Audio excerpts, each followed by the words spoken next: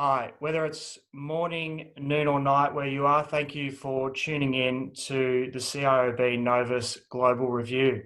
The Chartered Institute of Building is the leading professional body for construction and built environment professionals globally. We, Novus, are the Young Professionals Initiative of the Institute and support students, graduates, and young professionals as they embark on their built environment journey. Today, I'm joined by Novus leaders from around the globe who will give us an insight into their studies and early career, impact of the COVID-19 pandemic on their region, and where they see the sector going in the coming years, whether linked to impacts of COVID or otherwise. My name is Veer Longmore. I'm the Victorian Chair for Novus and also the Oceania region. Without further ado, I'd like to introduce our panel.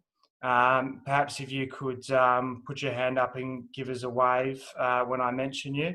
We have John Shenton, who's currently in Dubai, who will be representing the Middle East and North Africa. John is the chair of Novus in Dubai. We have Nicola Hodson in Manchester. Hi, Nicola. Who is involved in Manchester's Novus Committee and representing the UK and Europe tonight. We have Ian Braco, who is in Toronto and is both the Toronto Novus Chair and North America's Novus Chair. So thanks for joining us, Ian. We have Ronnie Civica in Johannesburg, representing Sub-Saharan Africa as their regional chair. Hi, Ronnie. And finally, we have Lynn Chi, who's joining us from Birmingham and involved in Novus there and also representing the UK and Europe. Hi, Lynn. So I think the first thing we'll do is we'll get an insight into each of our panel members' studies, involvement in Novus currently, and I guess what you're doing for work. So we might start with yourself, Nicola, as you are in the top of my screen here. Would you mind giving us that insight from university, involvement in Novus and into your early career? Yeah, so actually I studied architecture at university, so I was involved with the Royal Institute of British Architects during my studies. But after a couple of years of practice following my first degree, I decided to move into construction as a graduate trainee for Waits Group, which is a national tier 1 contractor in the UK. It's from there that I then got involved with CIOB and Novus. I became a chartered construction manager October, I think, of 2018. And I've moved up through from committee to vice chair, and then recently became chair this year of the Manchester committee. But we're also joint with Liverpool as well, trying to build up the membership in the Northwest. Fantastic, fantastic, and congratulations on your appointments and certification. Thank you. We might move to Lynn Chi now in Birmingham. We'd love to hear from you, Lynn, and your experience through uni into Novus and into full-time work.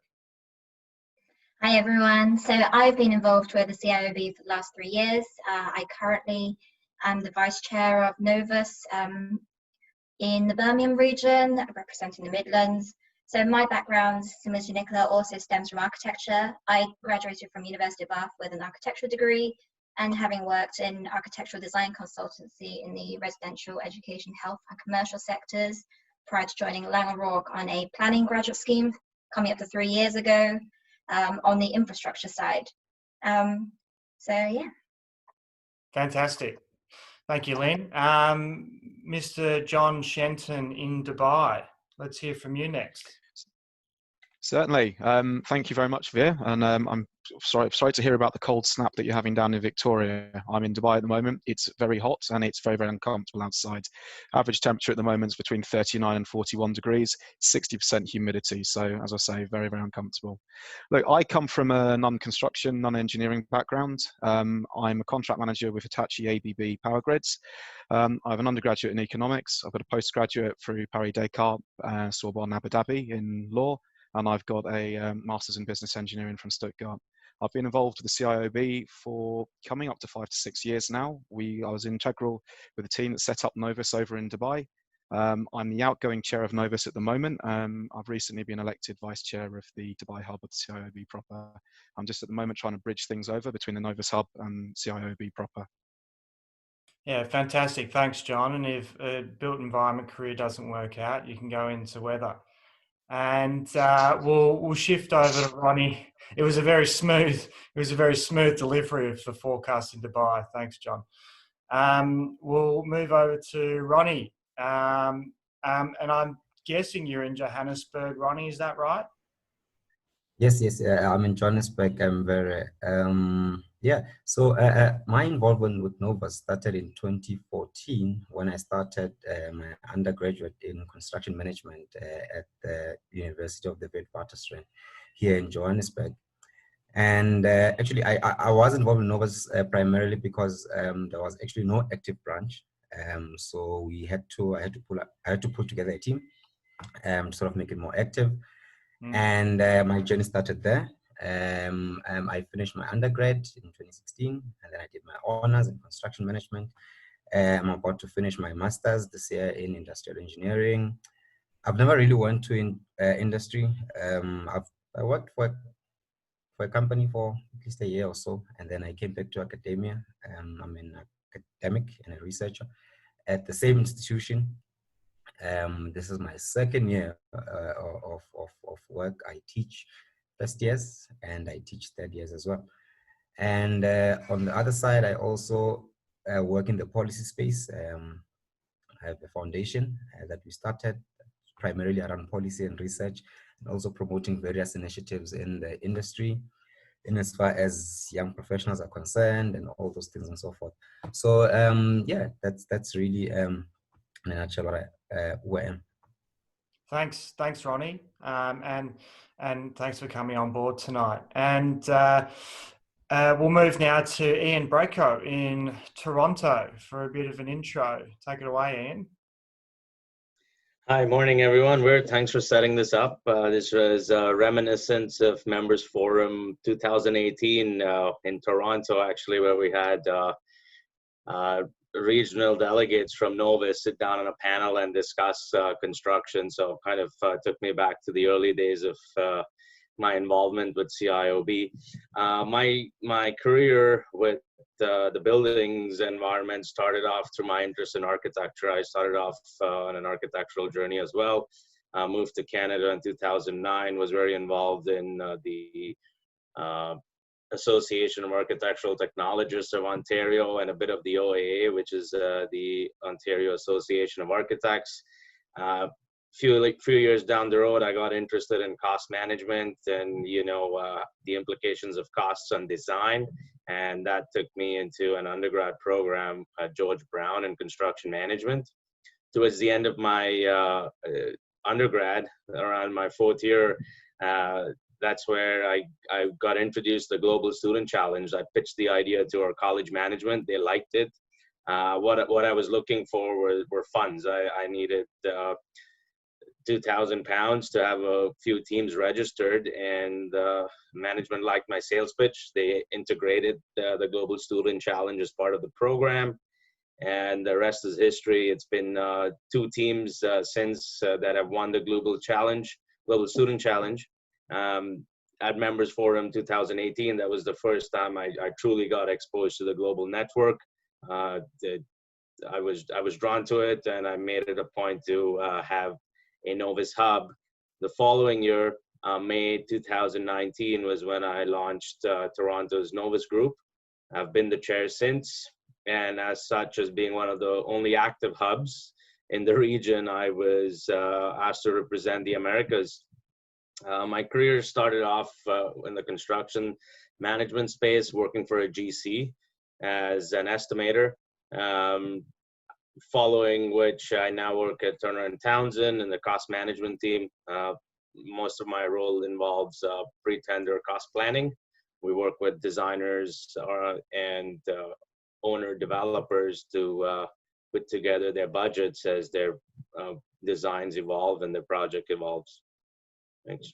It's an important job, Ian, because if you can't afford it, you can't do it. And so cost planning is essential. Thanks very much, Ian, and good to have you on board. I'll give a quick intro to myself as well. My name's Veer Longmore, as I mentioned earlier. My studies were in a Bachelor of Architecture and a Bachelor of Construction Management at Deakin University, which is a Victorian university here in Australia. It was a 5-year course, so quite a long road, and I managed to break that up with a period at college in the US at Oregon State University, studying construction engineering management, which was an absolute blast. And I also managed to get myself over to Hong Kong for the Global Student Challenge. I was fortunate to be the dead weight in a team that placed in the top 6 and was invited over to Hong Kong to compete. So I can't take any credit for getting us there, but I tried to, be the morale booster for the team and grab everyone a coffee, sort of thing. In terms of my Novice involvement, I had the Institute in the back of my mind since being in Hong Kong. And upon finishing university, having run a few student societies there, I was keen to sort of keep working with students, graduates and young professionals and deliver value to that community. So I put my hand up and reached out to our regional staff member here in Australia, and she said there are actually a few other people who had shown an interest in starting up a Victorian hub for Novus. So it was the planets had aligned, and we got together a small group 4 years ago, and we've built quite a strong foundation here in Melbourne for Novus, and we've since had Sydney groups, Sydney Novus group become more active, and we hope to see Novus spread into other cities throughout Australia and New Zealand. In terms of my current work, I'm a development manager for a organisation called Launch Housing, which is a not-for-profit, delivering social and affordable housing here in Victoria. It's a fascinating role, and having studied architecture and construction, ending up in property has been an interesting learning curve, as well as ending up in the community housing sector, which I knew nothing about 3 years ago, and I've enjoyed learning a great deal.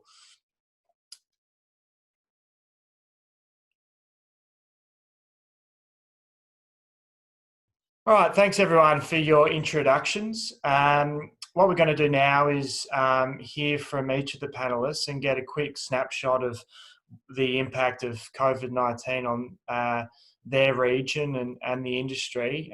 It's a difficult. It's a very loaded question, but panelists have anything to say, then please include that in your answer, because I'm sure people from different parts of the world are interested to know whether their experience is similar.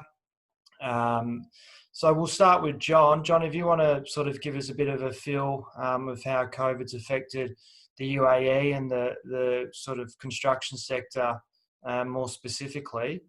And then perhaps if you could give us an insight into what a lockdown means for things like the UAE power grid, having familiarity with infrastructure like that yourself, and any insight into how the UAE as a country intends on powering their future as somewhere with a great deal of sun, not a great deal of rain, and a very robust desalination system for water harvesting. So there's 3 questions in one there, John, if you can manage to decipher that.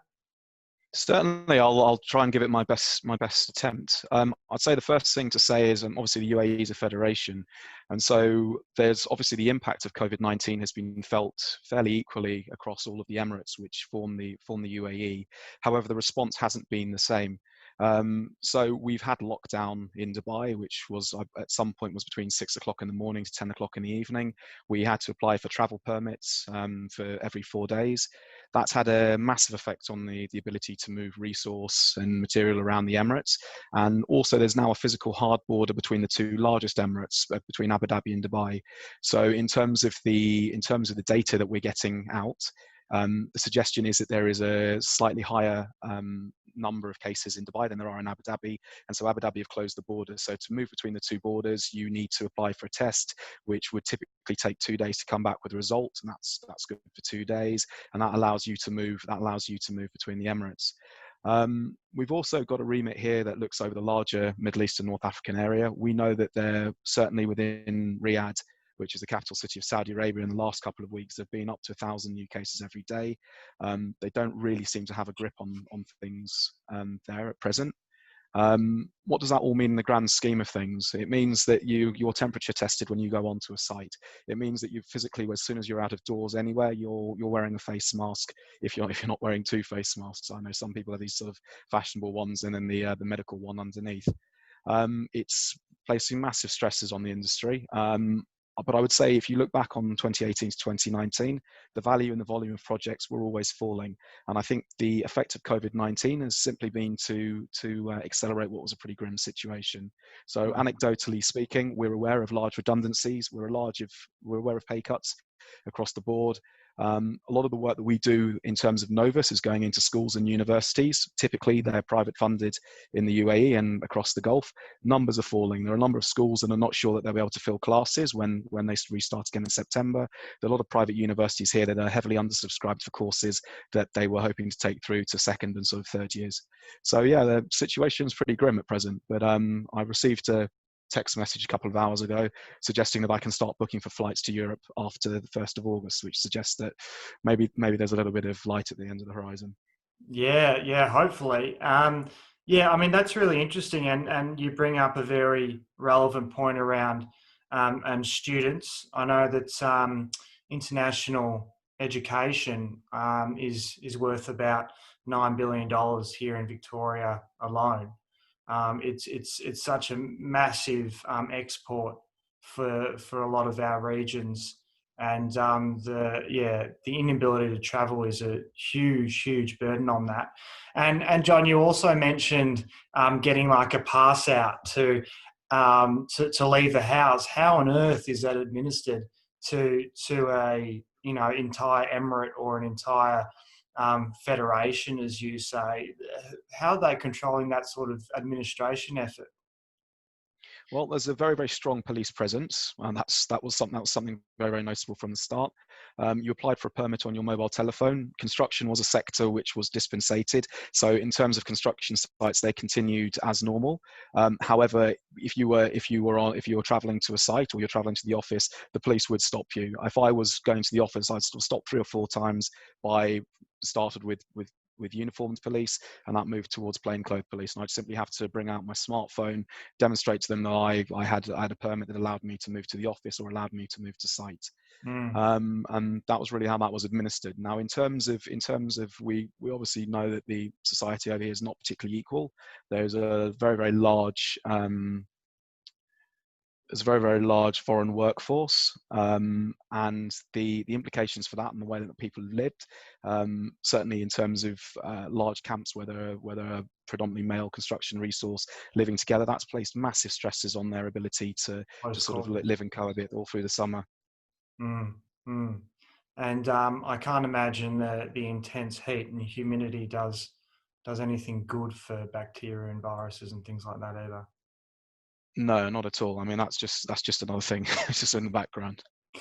Yeah, thanks, John, for that insight. And moving on to that question around, I guess, resources and in particular power, given your background, has there been a sort of a significant burden or drag in any of those resource sectors with everyone at home, air conditioning on and full time and in the heat and using a significant amount of power?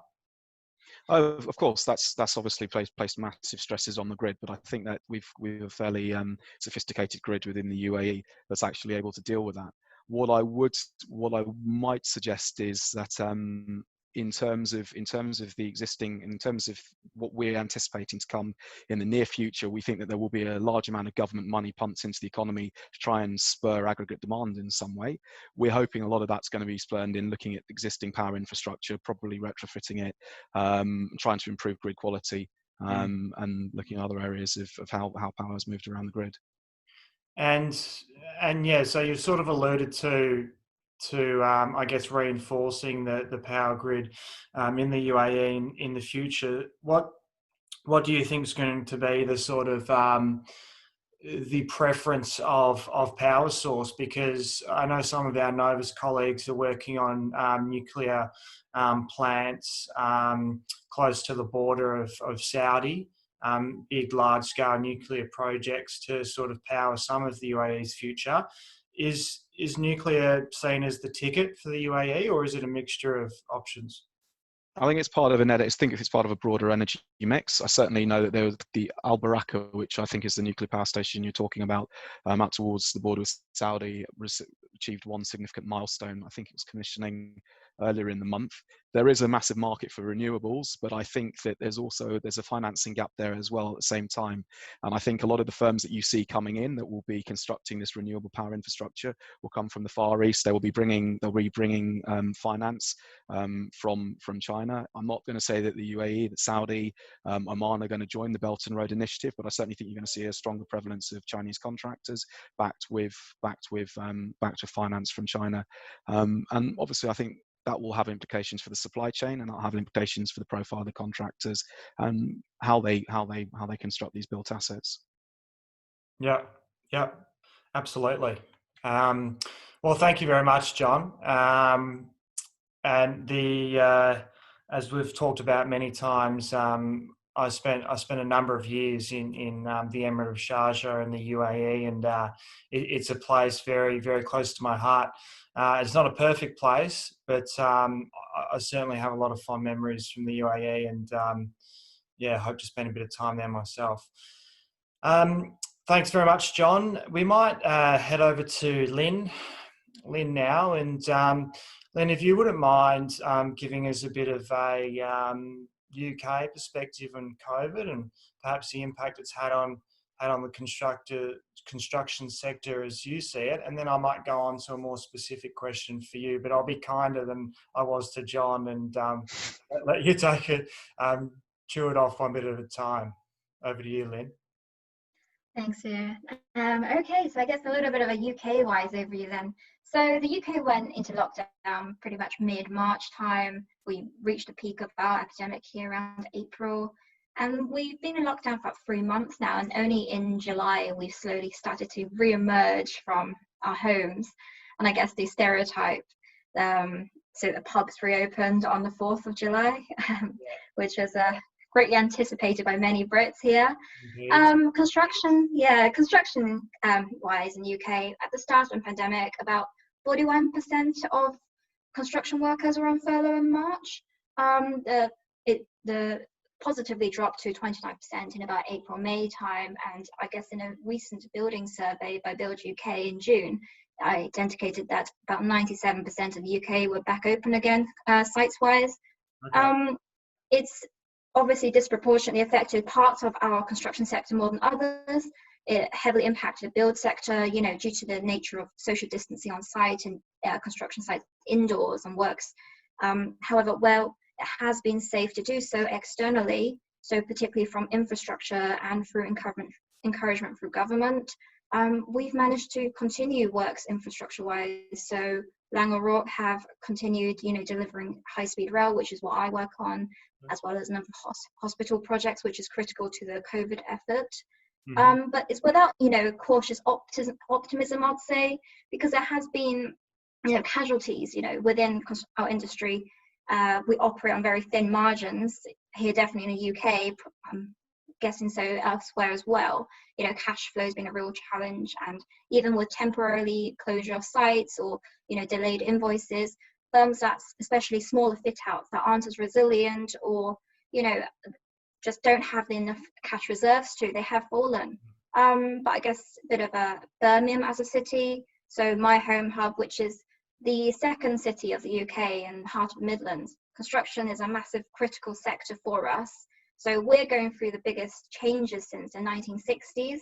So as you can see, any impact to the construction industry will hit Birmingham quite hard. And so in recent years, we've seen a lot of investments, leading up to, we're hosting the Commonwealth Games in 2022.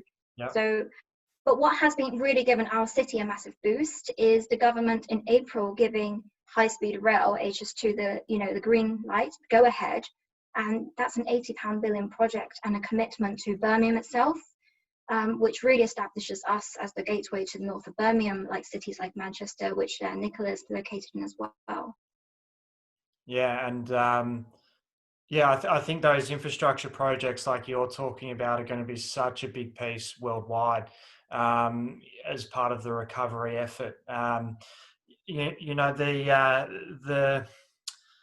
The economist's view is that governments spend counter-cyclical. So when things are happy and fantastic and the economy's doing great, we don't get those big infrastructure projects because the private sector is building so much and the government's receiving a great deal of tax. And then when the economy is struggling, we get significant government spending. So for those of us in an interesting turn of events, for those of us who are linked in some way to government projects, it's kind of a good time. It's led to significant increases in spending and those large infrastructure projects in health and rail, like you're talking about.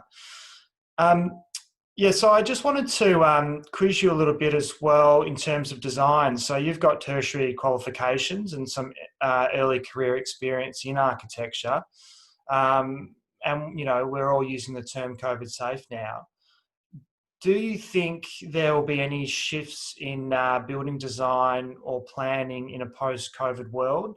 Is it something that we'll continue to think about as we design, or something that you think will just fall away and we'll just go back to the norm? And how do you think we could be planning and designing better, having gone through this as a global society? Yeah, most definitely. I think design can change a lot, and I'm sure we can talk for days, about how design can impact every sector of building.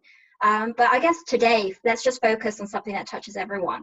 And the main relationship between the transitional of the center of gravity of our own lives from, I guess, office and workspaces into our home spaces throughout this COVID period. So as in the UK, prior to lockdown, about 12 million Brits were working in offices, and suddenly everyone is, force majeure, turn of events, forced to work from home. And I have noticed a lot of designers, and I'm sure have popped up on LinkedIn and elsewhere, are jumping into these new opportunities seen as COVID as a catalyst for change and rethinking, a lot of blue sky thinking. Yeah. But what I think the real fundamental key shift isn't actually, designers, because designers have always, and I'm sure, for your architectural education, designers were always taught to design blue skies and taught to what could be the idealized way we could build our environment that's sustainable. We want everything into our designs. But then I actually think the real change is the psyche of people, those from external to our industry, because suddenly people in general, not just involved in construction, are starting to think about the way they live and work. So something very small, such as, moving home and having to figure out where your desk is located, or maybe you're going to be overlooking a green space, or maybe a window and natural light, and also the access to local parks or gardens, and also the kind of location of where their house is, which might be, their local communities. So suddenly, not just our sector as design and construction, we think about people's spaces, how we shape lives, but everyone is taking that ownership themselves and thinking, how do they start shaping their lives? And actually, in this small fact, is connecting people closer to the built environment sector, and that's a key point. And secondly, now let's go into office design.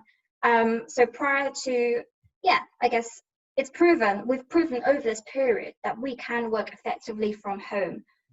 However, you know, loads of recent surveys have shown that people still want an office space to go into. They want that balance of life, because fundamentally as human beings, we crave social interaction with social beings.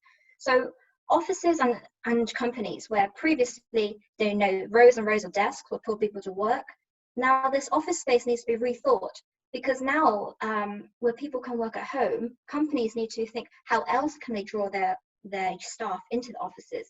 So maybe it becomes, you know, we might follow the tech model, let's say, where they make offices a fun environment or more collaborative spaces for people to, you know, at home is where you get your production work done. And when you go into office, you're purposefully only collaborating, and people and companies need to shape their offices in a way to enable staff to do that. And what's the driver for that then? So the driver obviously will be cost, because, you know, having a more integrated, better culture in your office and your staff, and multi-level relationships within your staff actually results in higher productivity. So, okay, let's round this back a little bit then. So what the real driver isn't necessarily designers, it's people. And what's changed is mindsets. And now we need to think about our clients. Our clients originally, I guess, were driven by more costs. However, but what drives our clients is demand in a marketplace. If demand is changing to, you know, if people outside of industry and within are expecting higher quality work and home environments, this in turn drives our clients to fund and, you know, to employ the likes of us to build these higher quality environments. So I guess that's where COVID is having a positive impact and, you know, potentially the future. And I actually think, you know, us as young individuals within our industry, and I guess the millennial or Gen Z population, you know, it's a really exciting time for us, because whether we sit out in our client side, design side, or delivery side, because we as a generation expect, I guess, something different and expect, you know, the experience. And therefore, I do think, you know, COVID has not only accelerated, but it will make us consider a little bit more, you know, the environment that we want to live, work, and play in. Yeah. I hope that's kind of answered your question, Vera. No. I thought that was fantastic. And yeah, no, that's spurred a lot of interesting thought for myself as well. So no, thanks, Lynn, for that sort of fantastic detail of what it might mean for design. And I mean, your point's really sort of about people, I think. And there's many roles in the built environment, but it really comes back to people and user and end user. And I think that's a really, really important point. And as you're saying, I think, yeah, as millennials and whatever other sort of labels we get, we're an adaptable bunch. And perhaps if this had occurred 30 years ago, we'd all be going back to work. We might not have ever left work, or our workplace, I should say. But in this day and age, we sort of jump at an opportunity for change. And that's why I think that discussion's starting to happen around, well, what's the future of the workplace going to look like? And let's have a serious conversation about it. Oh, so, definitely. Yeah. Thank you very much, Lynn. We'll go to Ronnie now. Ronnie, if you wouldn't mind giving us an insight into what's going on for you in South Africa, and also as a part two to that question, how do you anticipate the South African government will look to stimulate your economy, and do you think infrastructure is going to be a key tool in that? And I guess on that point, South Africa's got an intriguing infrastructure history. You know, having held the Soccer World Cup, or I should say Football World Cup. This is a global video. Football World Cup a number of years ago, and building, you know, significant bus transit service in Cape Town and stadiums and things like that. Yeah, so interested to hear your thoughts on COVID's impact on the region, and also how you anticipate the government will respond to support the economy. Right. Thank you. Look, I'll start with first the situation as far as COVID is concerned. We have, in fact, the largest numbers in Africa as a whole. In terms of confirmed cases, I think yesterday we breached the 300,000 mark in terms of confirmed cases. In terms of deaths, we have about 4,500 deaths. And for the past week or so, we've been adding at least 10,000 to 15,000 new cases every single day. So we're sort of at the numbers are climbing. They're climbing really, really fast. And there's been obviously a number of measures that government has put in place, and one of those is the lockdowns. And we've been sort of phasing back the reopening of the economy. We were in level 5 at first, where everything was locked down for over a period of 5 weeks, and we went to level 4 for over a month, and that's where they eased in a bit in terms of the industries. And as far as construction is concerned, construction has been closed. It was closed since, they closed construction within 2 levels, level 5 and level 6. So only essential construction was open, things like maintenance and power plants and stuff. So the industry really was affected negatively, particularly private construction projects and other developments and stuff. So in as far as what the government has done so far, obviously we've had to even revise our budget for the year. So contrary to what we were saying earlier, government actually is they reprioritize quite a lot of money from infrastructure in order to serve various social and immediate issues, like we started giving people basic income grants ever since the COVID started, and so most of the money actually came from large infrastructure projects that are not health related. So they delayed a couple of those projects. So we'll start seeing most of the work coming in from next year. But private projects are continuing. And another significant event in as far as infrastructure, there was a major conference and symposium that was hosted a couple of weeks back to try and raise funds from private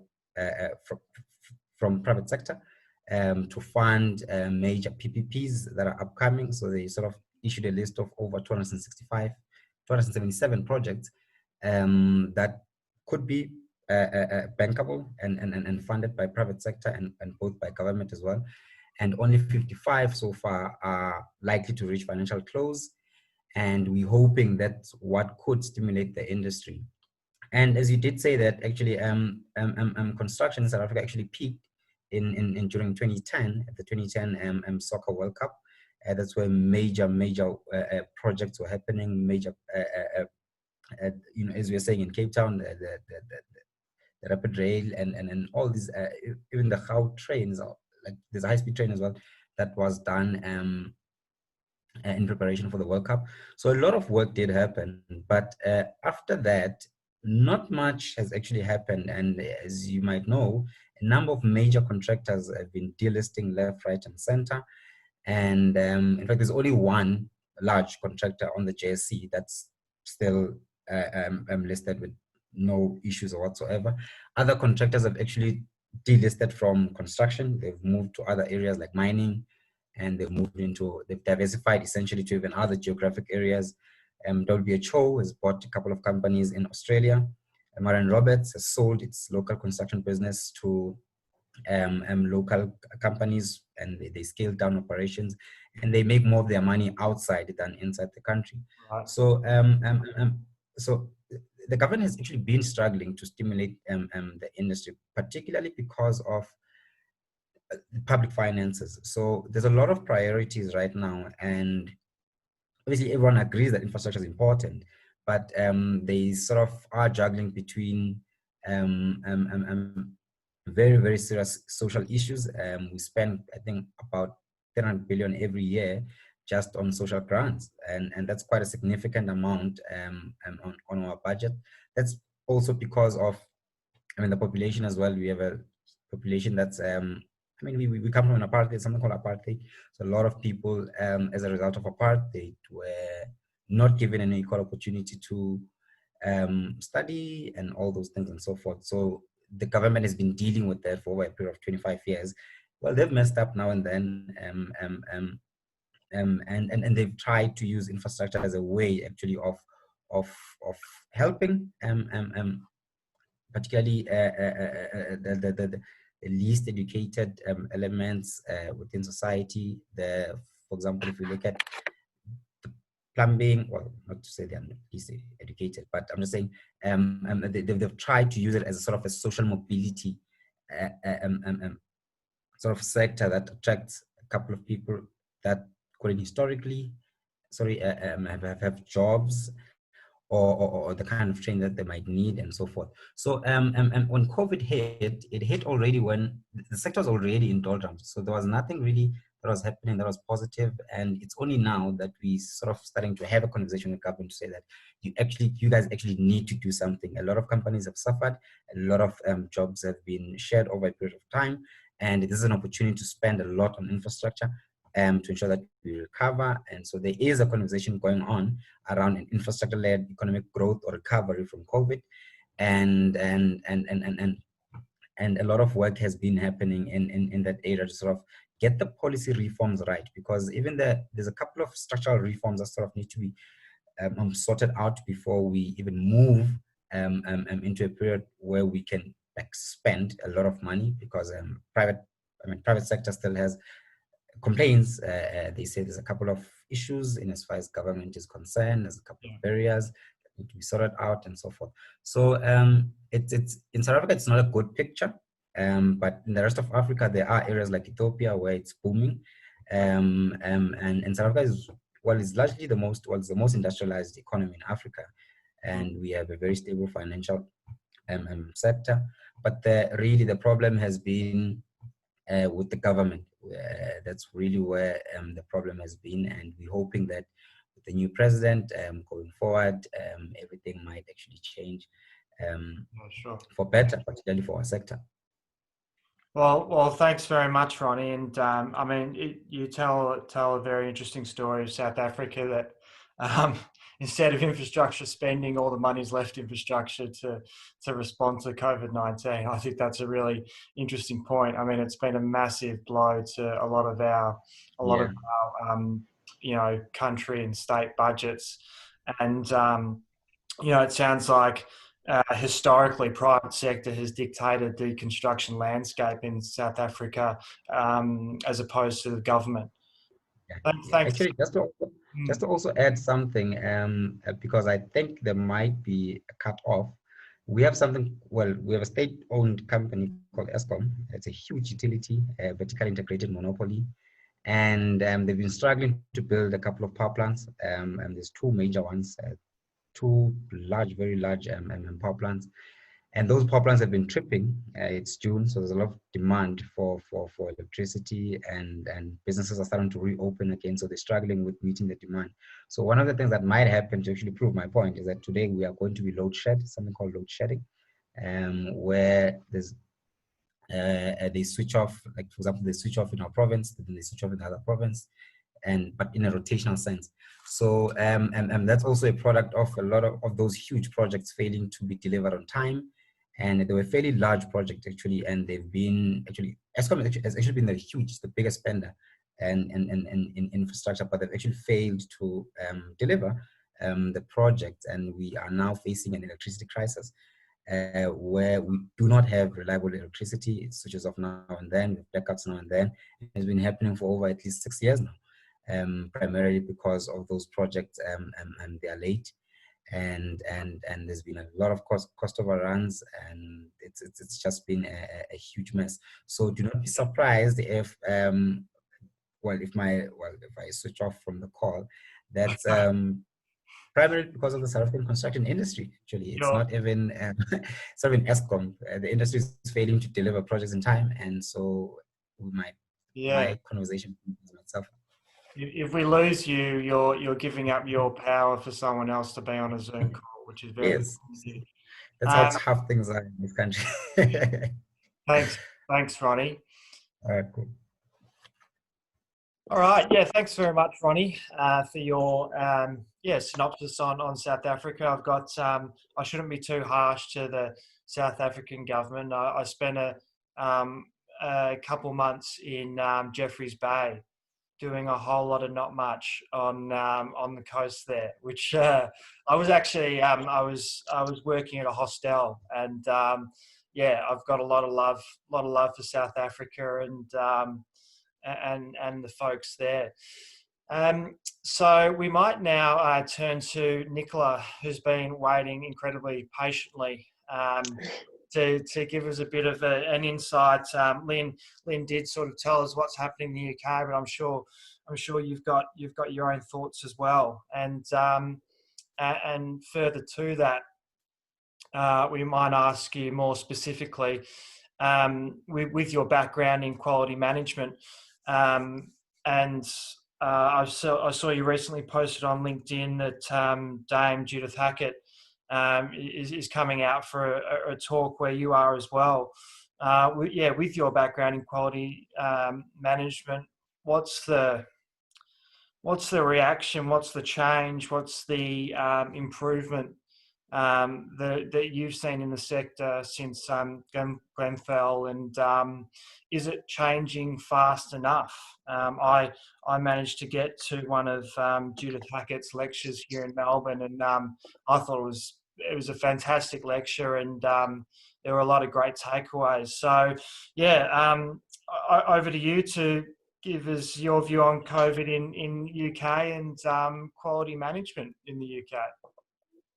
Yeah, thanks. So I'm actually in Manchester at the moment, and I was actually on furlough for most of the lockdown. So I haven't had much work to do, which has been great actually, because it's been able to focus a bit more on kind of the CIOB stuff and the Novus stuff. So as furlough, I took over. Could you explain to us furlough? Of course, yeah. So furlough basically means that your company, they don't make you redundant. They keep your role open, but you're just temporarily not working for them.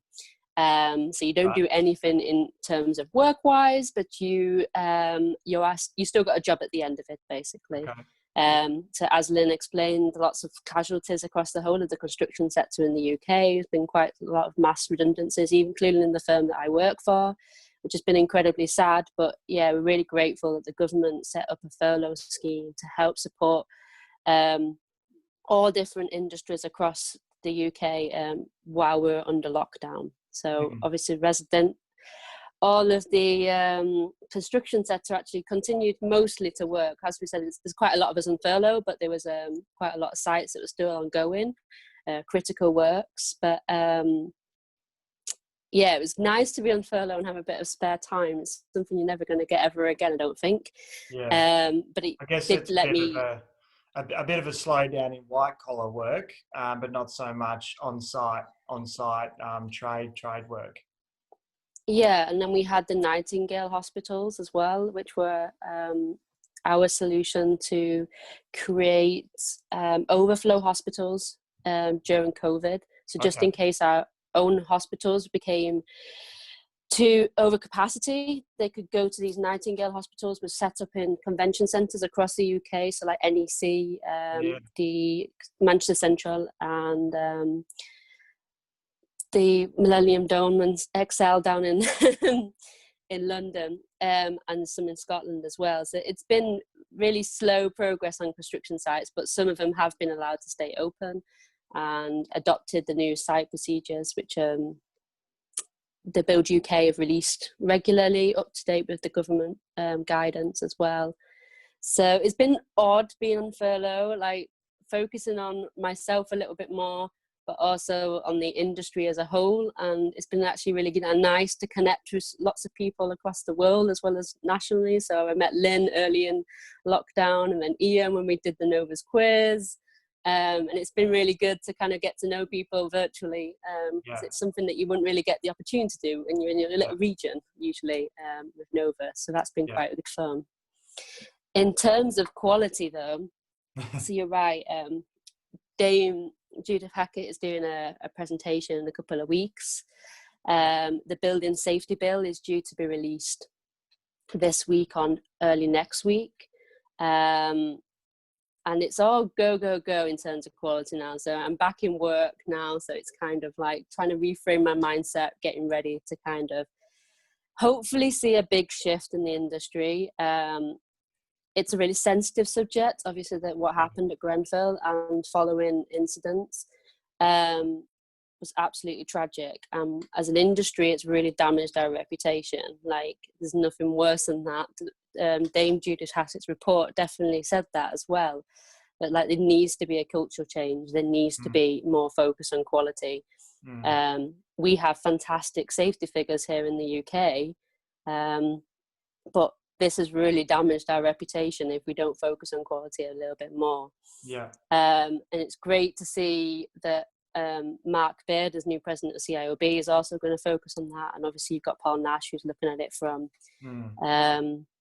previous presidency. But I think it's not going quite fast enough, but it's a sensitive subject. It needs preparation, it needs regulation, and there needs to be a response from the government, and hopefully that will come out through this building safety bill.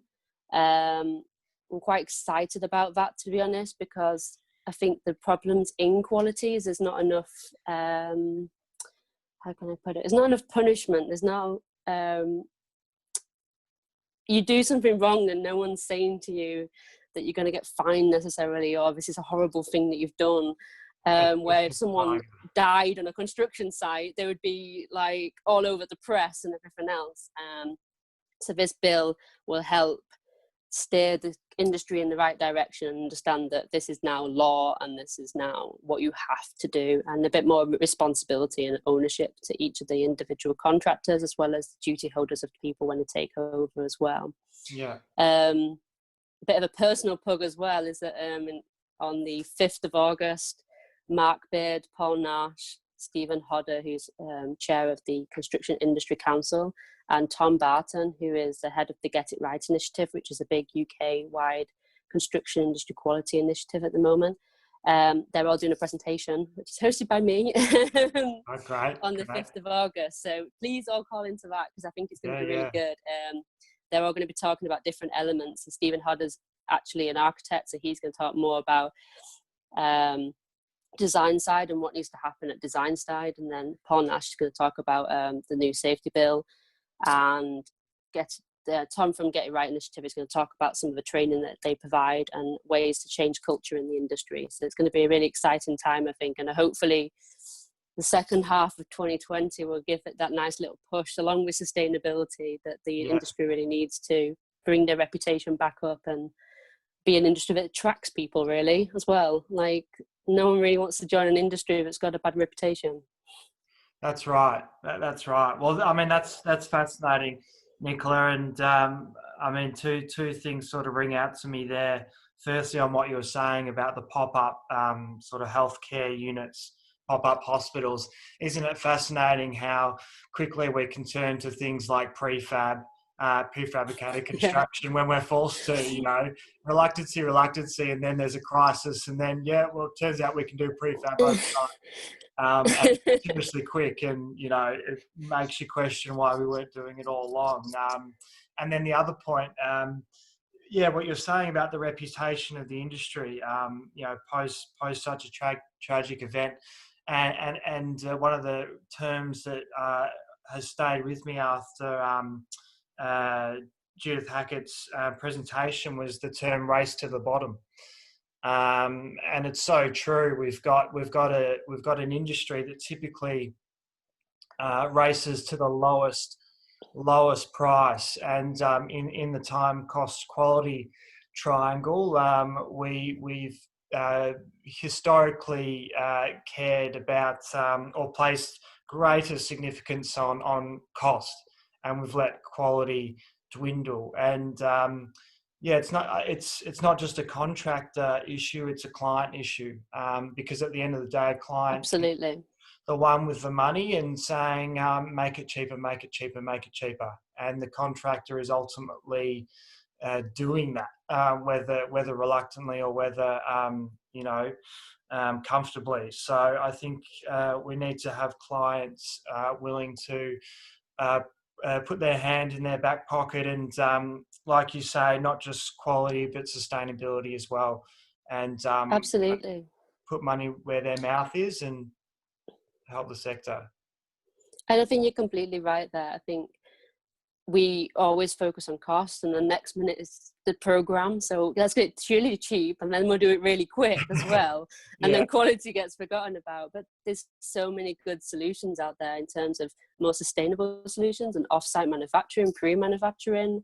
The engineering is going really, really fast now in terms of reducing the amount of materials we use, and off-site frame structures that we can get really high rise now, and just plug and play systems. And it can be done quickly, it can be done cheaper, but it also can do really high quality because you're actually focusing on what you're doing in each individual factory, using specialists in each individual factory in much better conditions than you will get in rainy Manchester, I can tell you now, because you actually have some shelter. You're not trying to lay bricks in the pouring rain and ice and snow. So I just think if we focus on those, then we can deliver everything the client wants, but also good quality and actually safe buildings that people want to live in and can live in. And I think, maybe we needed this moment to stop and think about those factors. And we've just been in the habit of rushing to the next building, the next job, the next site, the next project, and the next milestone. And hopefully we've taken this opportunity to take a deep breath in and think, how can we deliver better built form? So hopefully this time has been that moment for some of our larger contractors and clients. I think thanks very much, Nicola. I think we've lost Ronnie to a power sharing scheme. So he wasn't lying. Seems to have dropped out of our video, which is a shame. But Ronnie gave us some great insight earlier, and he's obviously doing his bit for South Africa. We'll go now to Ian in Toronto, who has also been incredibly patient. And I think it might have just gone 8 a.m. Is that right, Ian? 8:15. 8:15. Bright-eyed and bushy-tailed for 8:15. Well, thanks very much for sticking with us, Ian. We're keen to get an idea of the COVID response in at least Canada and Toronto, and then I might quiz you quickly on what you're experiencing at TNT as a cost planner. So, if you can let us know about the COVID situation where you are first. So, with the Canadian equation, we hit our peak around first week of May. To date, our numbers have been dropped significantly. We've done a great job between both federal and provincial governments towards ensuring people were at home during lockdown.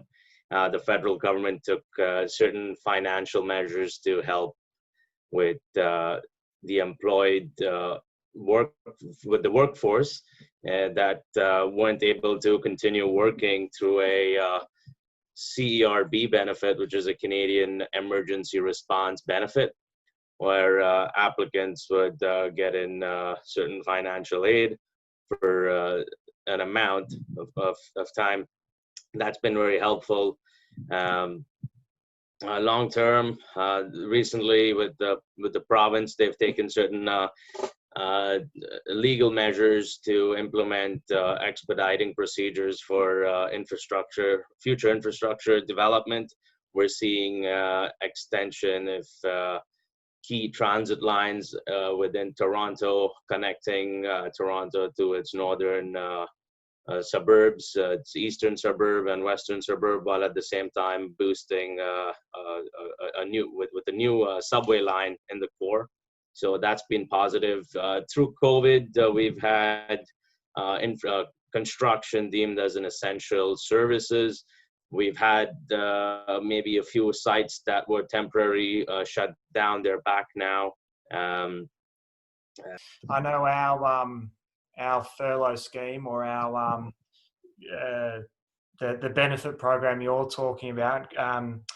Yeah, I think it's costing the Australian government 70 odd billion, which we don't necessarily have. So yeah, but I guess that's another story. I think that's interesting, Ian, and that's it's good to hear that at least the Canadian government's taken this opportunity to invest in infrastructure and extend critical public transport, and hopefully, you know, it's safe for the Canadian people to use as it becomes available. From a recruiting perspective, there was a slowdown on jobs. There were a few layoffs across the board. Around first week of May, we saw Sidewalk Labs from Toronto pull out, which was something progressive and forward-thinking we were looking at, but that's been out. What's a Sidewalk Lab? So Sidewalk Labs was this development put forward by Google along downtown Toronto's waterfront. The idea of this project was for it to kind of be a smart city of sorts, with you know, forward-thinking ideas being placed in its planning and design. There were conversations around, you know, design for manufacture and assembly, prefabrication, extensive applications of mass timber, which employs design for manufacture and assembly and prefabrication of some of its major structural and architectural components.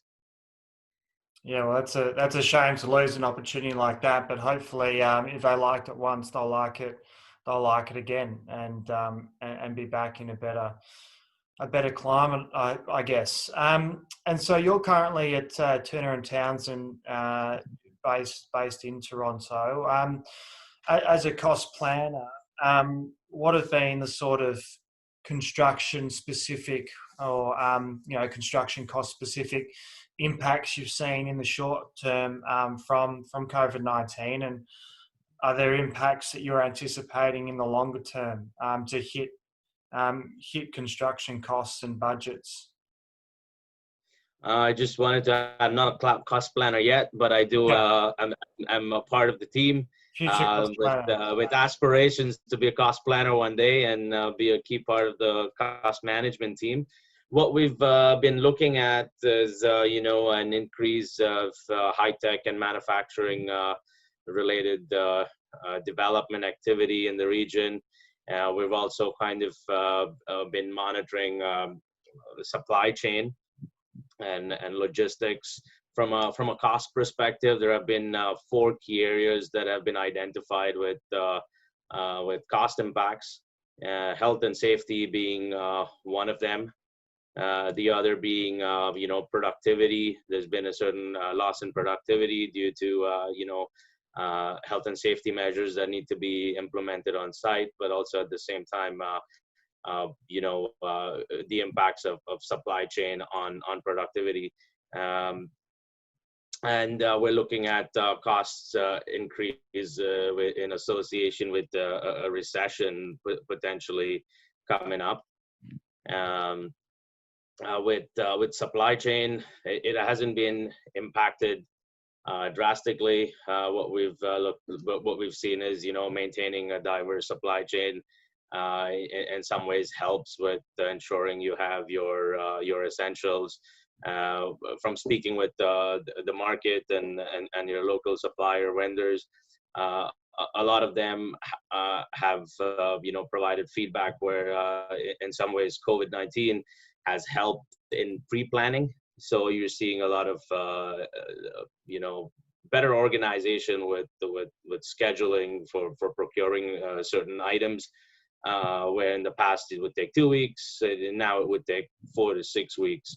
So supply chain in some ways were deemed essential, where bespoke pieces are where we would take a hit. Some of you know, your concrete, steel, your partition systems, all of that have been well fed into the supply chain. Yeah, sure. So, and what's the experience been like for you as a sort of younger professional in the team? And you've recently joined TNT. Have you found the learning curve in a cost role a steep one, or something that's been relatively straightforward to get a grasp of? It's different. I did start my career in the general contracting sense. This role is a little bit more on the planning side. In terms of is it straightforward or not? Nothing straightforward. We get to see the front end projects, lots of new designs. So we take these challenges and we try to come up with the best cost possible and try to deliver forward-thinking projects. What we've seen so far is mass timber projects coming down the pipeline, which is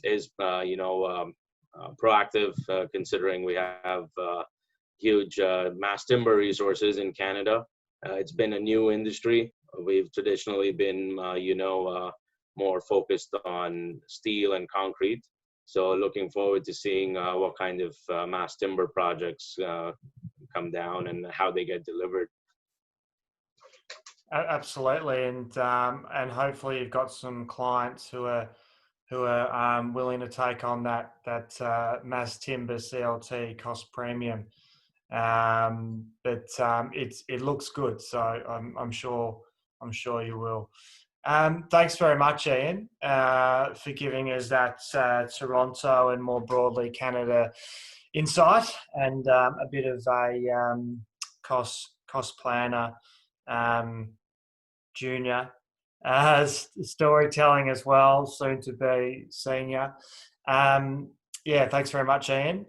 I guess now I might give a quick overview of Down Under, and I won't go on for too long because a lot of you have touched on similar things that we've experienced, whether it be a government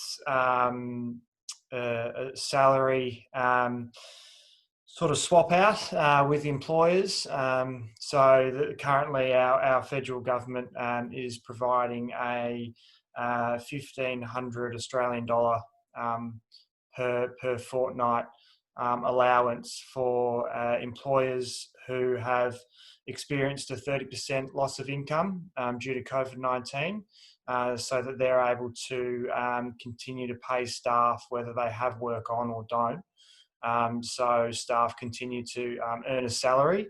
That's probably been the biggest cost implication on our government and on the country. I know that New Zealand are running a similar program.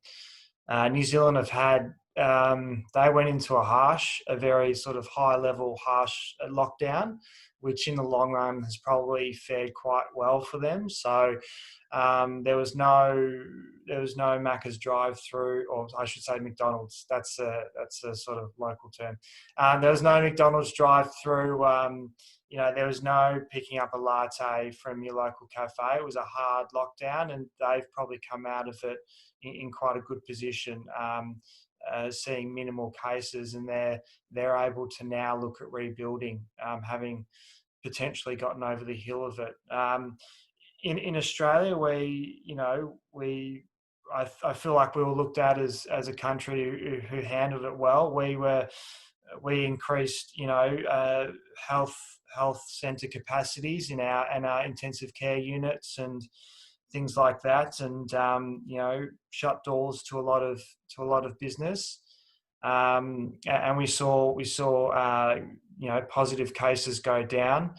But unfortunately, here in Victoria, we've seen a recent spike in cases, and in fact, we're recording more cases than we have at any point since the outbreak. So But then again, we're testing more than we ever did. So anyway, I won't make any sort of mathematical calls on that, but we've gone back into lockdown here in Victoria, but our other states and territories are starting to open up, and now Victoria is the ugly cousin, and no one wants anything to do with us, and no one wants to play with us. So we're just sort of hanging in there and hoping we pull through as a state. Professional sport has started up back in our neighbour states and territories, which has sort of given everyone a little bit of joy in lockdown. So yeah, and in terms of a response, there's no doubt that the Australian government will look to stimulate our economy, and the New Zealand government as well. As I said, they're getting a bit of a head start, I guess. I know that federally the focus is still on our JobKeeper scheme, our furlough or our benefit scheme that we're using over here, and that's where the bulk of the money's going. And it's likely to be the states and territories that will really drive the economic stimulus. My state, Victoria, has taken out a $24 billion loan to most likely drive that rebuild.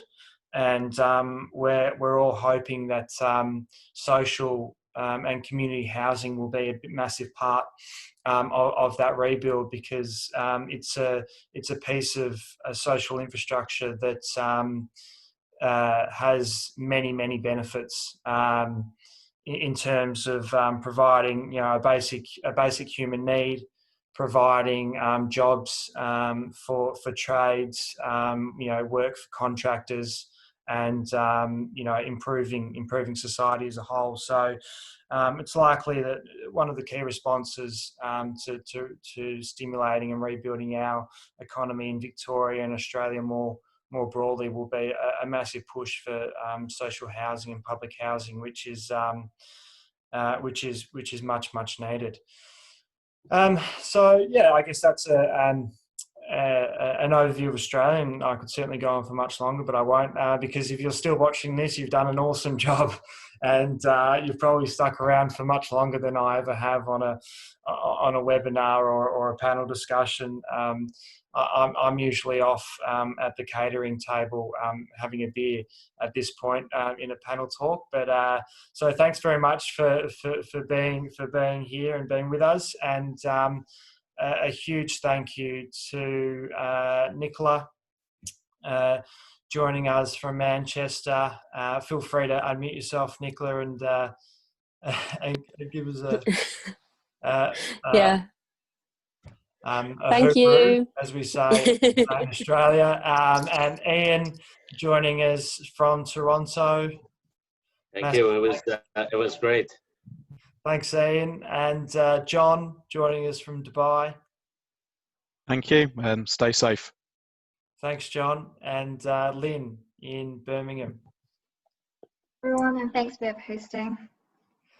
My pleasure. And we also thank Ronnie, who is joining us from Johannesburg, who we lost in this third part. But Ronnie provided some great insights, and hopefully next time he'll be able to stick around for a bit longer. So once again, a massive thanks to everyone who's joined us on the panel, and a massive thanks to you for watching and hearing what our Novus leaders from around the world have to say. We hope to do another one of these, so stay tuned for that. And yeah, share this amongst your networks. And thank you for watching.